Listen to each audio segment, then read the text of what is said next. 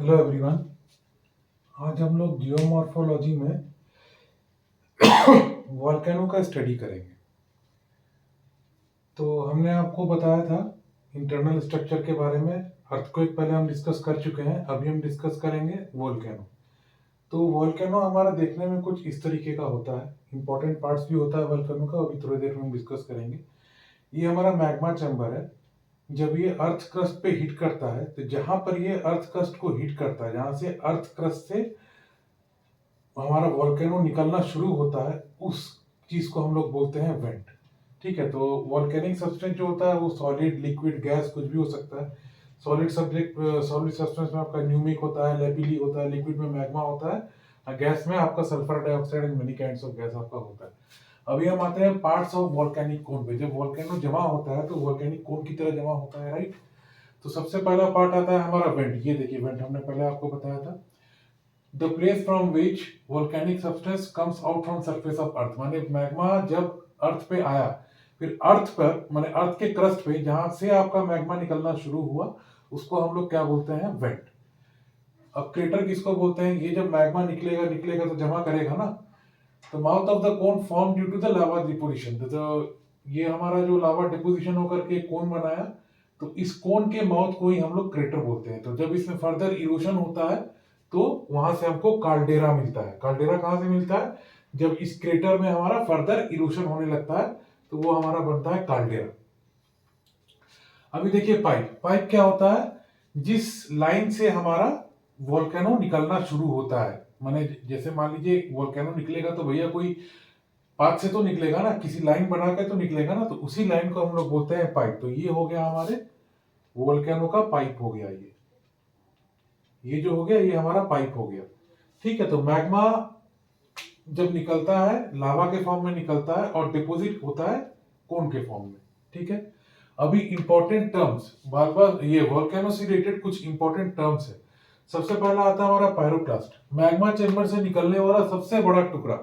यहाँ पे क्या होता है, जैसे कि मैग्मा चैम्बर से हमारा मैग्मा तो लिक्विड फॉर्म में निकला, लिक्विड फॉर्म में निकलने के बाद एटमॉस्फेयर से वो इंटरेक्ट किया और कूल डाउन हो गया। तो जो सबसे बड़ा टुकड़ा होता है वो होता है हमारा पायरोक्लास्ट। फिर होता है बॉम्ब। ये एटम बॉम्ब नहीं है या फिर न्यूक्लियर बॉम्ब नहीं है। Bomb is also important term which is related to volcano. When substance comes out in the liquid form, माने जो लिक्विड फॉर्म में सब्सटेंस आता है, ठीक है, क्रस्ट को पियर्स करने के बाद, फिर वो क्या होता है, हमारा एटमॉस्फेयर से इंटरेक्ट करता है। इंटरेक्ट करने के बाद, after interacting with the atmosphere क्या होता है, इंटरेक्ट करने के बाद ये स्फेरिकल शेप में कूल डाउन कर जाता है, ठीक है, in the form of sphere. ठीक है, और लैपिली क्या होता है, आफ्टर इरोजन ऑफ पायरोक्लास्ट और बॉम्ब वी गेट लैपिली। पायरोक्लास्ट और बॉम्ब पे अगर फर्दर इरोशन होता है, इरोशन के बारे में मैंने आपको बताया है, तो उससे हमको क्या मिलता है, लैपिली। ठीक है, अभी हमारा वोल्केनो का क्लासिफिकेशन हम लोग पढ़ेंगे। वोल्केनो का क्लासिफिकेशन क्या पढ़ेंगे, उसका बेसिस होता है ना, क्लासिफिकेशन का कुछ बेसिस होता है हमारा।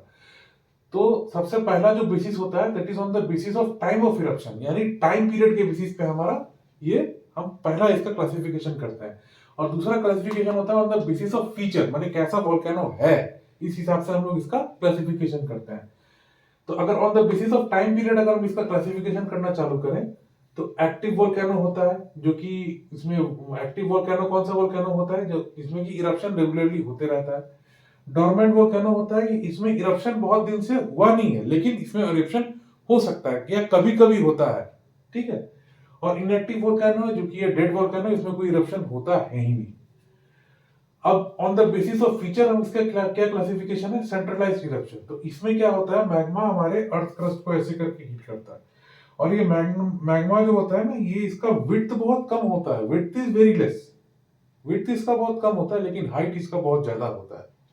ठीक है, magma comes out with huge force, बहुत ज्यादा फोर्स से वो बाहर निकलता है, फोर्स बहुत ज्यादा होता है, और बहुत ज्यादा ये हाइट इसका होता है, लेकिन इसका विड्थ कम होता है, चौड़ाई इसकी कम होती है। तो वो होता है हमारा सेंट्रलाइज्ड इरप्शन।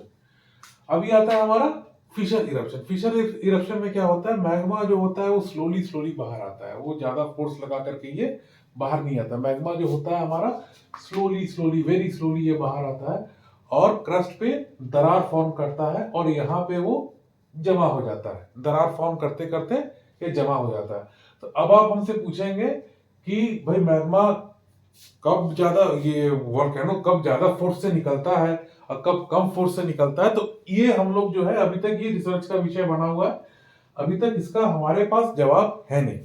तो मैग्मा कब जोर से निकलता है, कब ये धीरे से निकलता है, इसका कोई जवाब अभी तक हम लोग को नहीं मिला हुआ है। ठीक है, तो आई होप ये आपको क्लियर हो चुका है। अभी नेक्स्ट वीडियोस में हम जो वोल्केनो के कारण जो हमारा लैंडफॉर्म्स बनता है, इंटरनल स्ट्रक्चर्स में जो लैंडफॉर्म बनता है, ये सब हम फर्दर जो वोल्केनो के बारे में डिस्कशन है वो हम करेंगे। So thank you very much. Subscribe कीजिए चैनल को, कोई डाउट होने से कमेंट बॉक्स में लिख दीजिए, उसका रिप्लाई आपको मिलेगा। Thank you very much.